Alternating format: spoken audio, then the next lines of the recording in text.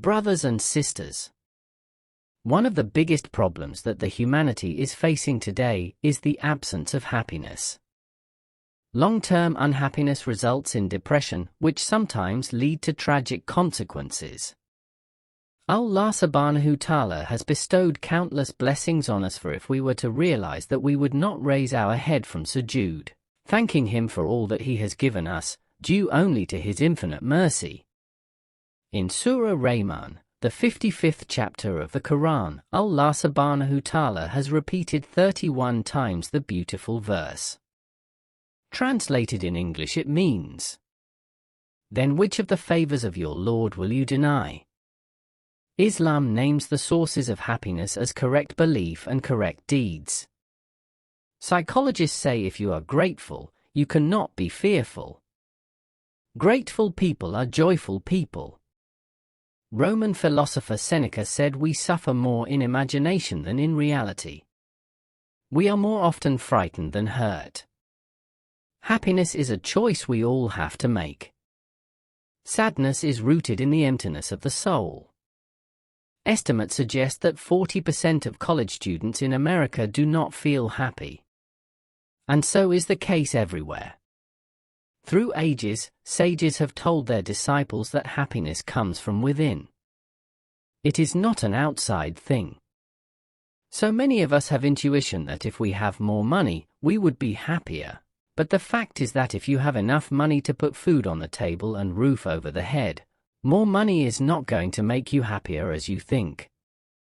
The second thing that makes us unhappy is comparing ourselves with others. All that others have, we think is better than us. Their wealth, kids, jobs, and so on. So it is the human psychology to be envious of others. The great thinker Bertrand Russell says that a beggar would not envy a billionaire, but he would envy other beggar who is doing better than him.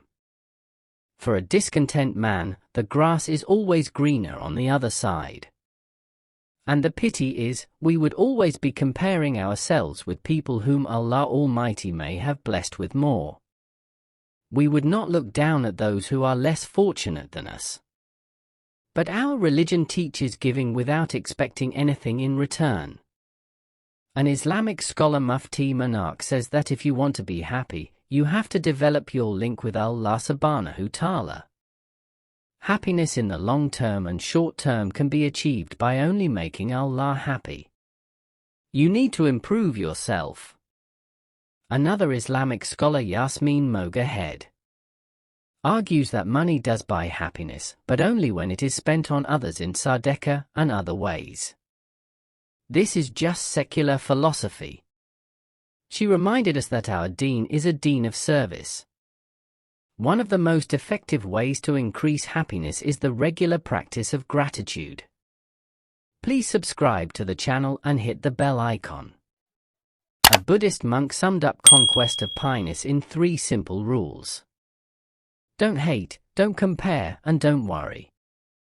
In order to achieve happiness, some scholars attach the utmost importance to social connections and spending time with family and friends. Mufti Monarch says your family is of utmost importance. Be kind to your parents in all situations. You will achieve success, happiness, and contentment by your good deeds to your parents. Allah subhanahu ta'ala has declared and dictated and decreed that none shall be worshipped besides Him and that you shall be kind to your parents. Islam teaches compassion. In giving we receive. A reputed scholar gave his remedy for anger, sadness, and fear in one word: smile. It is a sign of gratitude which leads to peace and transcendence. It is not happiness that makes us grateful, but gratefulness that makes us happy.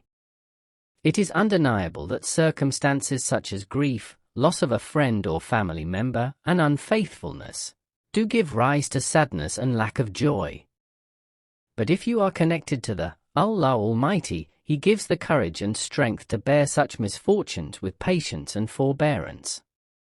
It has to be understood that worry is the greatest source of unhappiness. Most people worry about tomorrow. But Rumi, The Persian poet most widely read in America contends that 99% of the things we fret, worry, and stew about never happen.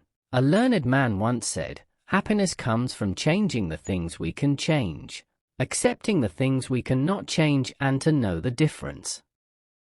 Thank you for watching. Please subscribe to this channel.